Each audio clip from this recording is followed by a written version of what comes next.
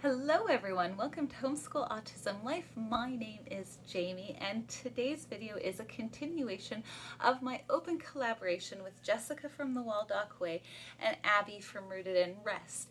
And this month we're talking about our favorite games, and there's going to be tons and tons of different game options that are shared in the playlist that I will leave linked down below. I wanted to take a little bit of a different spin on it because I know that my channel is about autism and homeschool and life, but an autism involved homeschool, if you will. And so I wanted to do it specifically about games to encourage speech. Now, just because I have an autistic son doesn't mean these games are just for that purpose.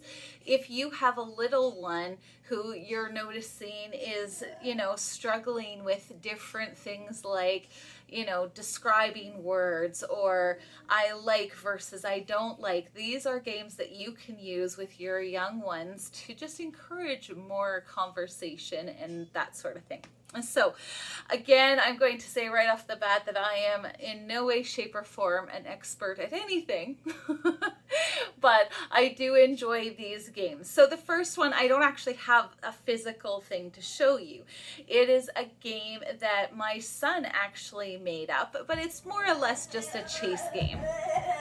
But speaking of my son, he calls it Hit the Door, and what he likes to do is he takes either his mother or father or his sisters and he puts them in the doorway of the door and then slams the door. They're supposed to, whoever gets hit by the door is supposed to magically disappear, and then he goes and plays hide and seek around it. Do you want popcorn, buddy? Yes. Yeah? Okay, put it on the counter. Mommy will get it. So it's one of those things where it's been really fun to see just how much communication that can do, because sometimes it'll be like, oh man, I forgot how to play this game, buddy. Can you show me how? And so then he has to come up with the words. He'll say hit the door and we'll just smack the door. Or he'll say hit the doorway and we'll smack the doorway. And he's like, no. And he has to work it in his head that we have to stand in the doorway to get hit by the door. And it's been a lot of fun to see just how much he reacts differently to different people playing the game. So with my husband, he does less talking, but way more giggling, lots of eye contact, that sort of thing. With me, because I'm a stickler for getting him to talk more, I do a lot more of, oh, okay, what do you want? What's next? What do we do next? Show mommy what we do next.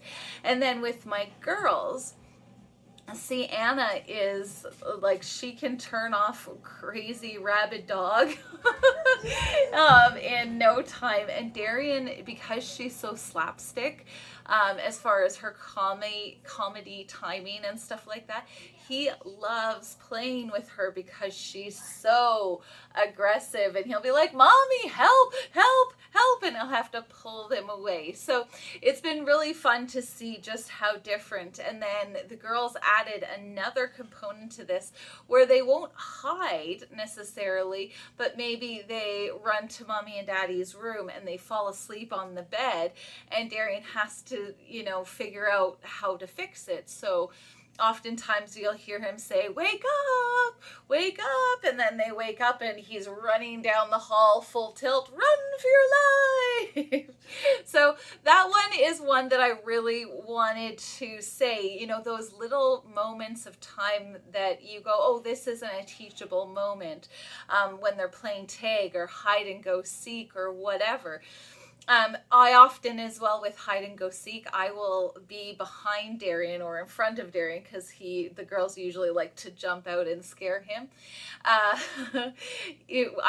found a lot of times I'll be like, oh, do you think that they're in that room? What's that room called?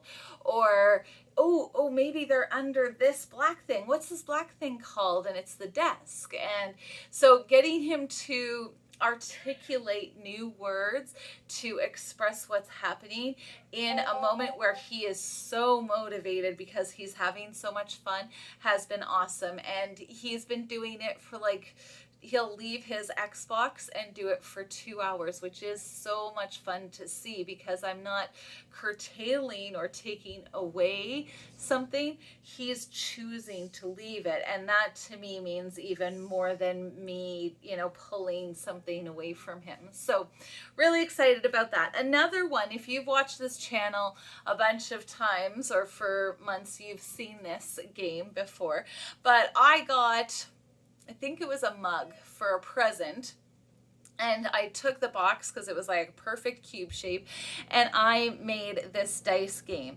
So what it does is we take turns, which is really an important step in communication, is learning to take turns back and forth. You say something, then I say something, and we take turns. And so this was an important part of learning how to do that. But I took games that Darian liked to do. Now, when I made this, he was very much still a very physical player. He's almost 14 in a couple of months, and so he plays less physical, and my back thanks him. But it's I'm going to get you is what he called tag. Bouncing on a ball, he wanted me and his volunteers and players to bounce on a ball. He loves tickles. Turn into a lion, and that's where mommy just suddenly, messes up the hair and goes raw and chases him about and tries to eat his belly. If you've seen Jim Carrey, the Liar Liar movie, he loves that. And, of course I don't go as far as Jim Carrey goes, but he thinks that's funny. And then we have exercise balls that I call throwing rocks, and he'll just lie on his bed in a safe position and we'll throw the exercise balls at him, and he's kicking his feet and whatever. This one worked really, really well for quite some time, and I think for any child who, preschooler, you're trying to get to talk more, you can do that with, let's sing our ABC song, let's do coloring our letters or our numbers or whatever, and you can have them do that for short little periods of time, but they're having fun doing it. And so that would be a great way to encourage verbal communication and just a sense of fun and play while learning. So my last one is more specific to a child with autism who's not conversational yet. So Darian's really awesome. He's really good at seeing a picture of something like this, for instance, and saying, oh, those are scissors. Nouns are really easy. Oddly enough, as I've gotten older, nouns are harder for me. They're just things. I don't know. I'm regressing myself. But he's really good at identifying these, using his words to say the next thing is scissors, or next thing is hair, a brush, and that sort of thing. But he's not really great at describing words or saying I like something or I don't like something. It's just very guttural, like no, or no thank you, or whatever, instead of articulating and saying, oh, I don't like that, or I'd rather not, or that's probably a different sentence entirely, but you know what I'm trying to say. So one of the things that it was suggested to me was teaching him about describing words was the next way to get him from simple nouns, simple, to more complex sentences.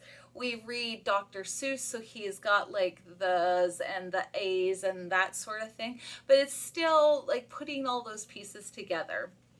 And so this is a game that is called the Mystery Box, and it just has an opening in here.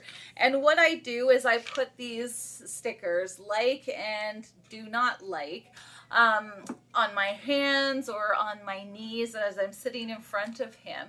And then I'll just pull out a word. Sorry, they're a little shiny. this is, for instance, pretty. And I'll say, do you like pretty things or don't like pretty things?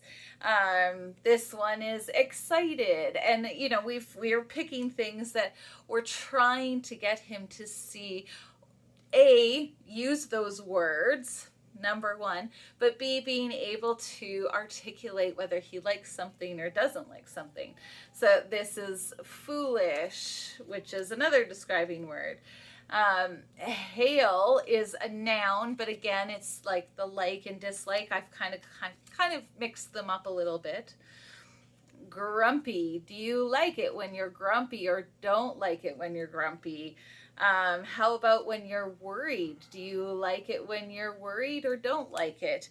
And so this one is a game that I really feel has a lot of value in making that step or that transition between, because Darian's been in this place of just, I can say the words that I can, I'm happy with that, and I really want to encourage him to have conversation and that sort of ability. So those are the three kind of games that I wanted to share with you if you have a child with autism and you're trying to encourage conversation, or any younger child who you're going, okay, well, maybe they're getting slow, or you know what, how can I make talking or using words in a fun way?